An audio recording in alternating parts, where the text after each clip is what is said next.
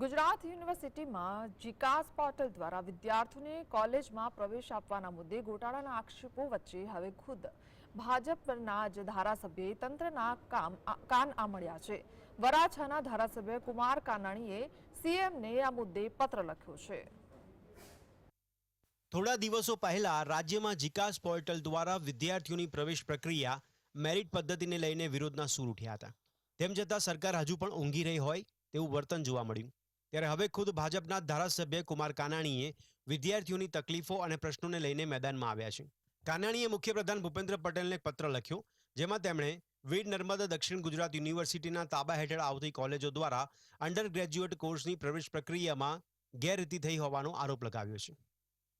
જીકાસ portal દ્વારા જે એડમિશનની પ્રક્રિયા થઈ છે એની વિદ્યાર્થીઓના વાલીઓ તરફથી મને જે ફરિયાદો આવી છે, મને લોકો મળીને વાત કરી છે, એના પરથી એવું લાગે છે કે જે પ્રવેશ પ્રક્રિયા થઈ છે એની અંદર પારદર્શકતા, સરળતા નથી, કંઈક ને કંઈક ખોટું થયું છે। અને એટલા માટે મેં મુખ્યમંત્રીને એના ધ્યાન પર વાત મૂકી છે કે જે કોલેજની પ્રવેશ પ્રક્રિયા શરૂ થઈ છે એમાં ગેરરીતિઓ થઈ છે, ખોટું થયું છે, વિદ્યાર્થીઓને અન્યાય થઈ રહ્યો છે। કુમાર કાનાણીએ પત્ર લખીને જીસીએએસ પોર્ટલ દ્વારા જે કોલેજોમાં પ્રવેશ ફાળવવામાં આવે છે તેની સામે સખત નારાજગી વ્યક્ત કરી અને આરોપ લગાવ્યો છે કે સિસ્ટમમાં કોઈ જ મોનિટરિંગ ન હોવાથી સેલ્ફ ફાઇનાન્સ કોલેજોના સંચાલકો બેફામ બન્યા છે। કોલેજોએ 200 એડમિશન લેવાના છે, 200 સીટ ભરવાની છે, તો એણે 5000 વિદ્યાર્થીઓને ઓફર ફોર્મ મોકલ્યા છે કે આવો એડમિશન લઈ જાઓ। 25 તારીખ સુધીમાં પ્રક્રિયા પૂરું કરવાની હતી, તો એણે વહેલા તે પહેલાં ધોરણે 2 દિવસમાં એડમિશન આપી દીધા।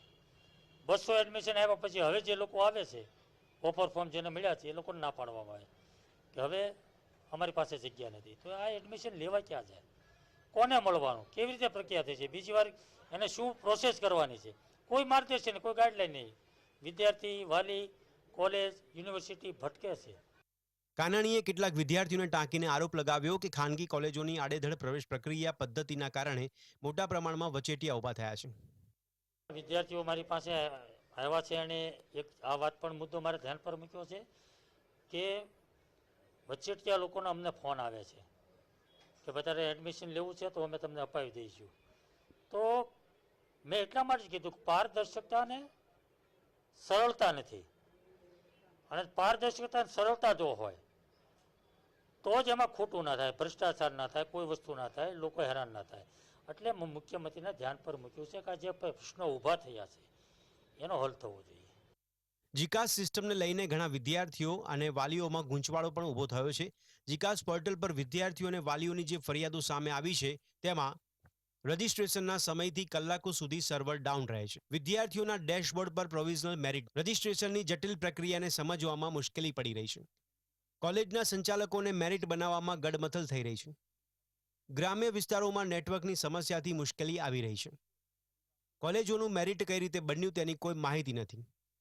પ્રથમ રાઉન્ડમાં પ્રવેશ ન મળે તો બીજા રાઉન્ડમાંથી બાકાત રહે છે કે કેમ તેની કોઈ જાણકારી નથી। કોલેજોના નામ સહિતની સંપૂર્ણ માહિતી જીકાસ પોર્ટલ પર ઉપલબ્ધ જ નથી। આ બધા સાથે હવે કેટલીક સેલ્ફ ફાઇનાન્સ કોલેજ સહિત અન્ય કોલેજોએ મેરિટ વિના વહેલા તે પહેલા ધોરણે અનેક વિદ્યાર્થીઓને પ્રવેશ આપી દીધાનો આક્ષેપ લાગી રહ્યો છે। સાહિસ જગતાપ, GS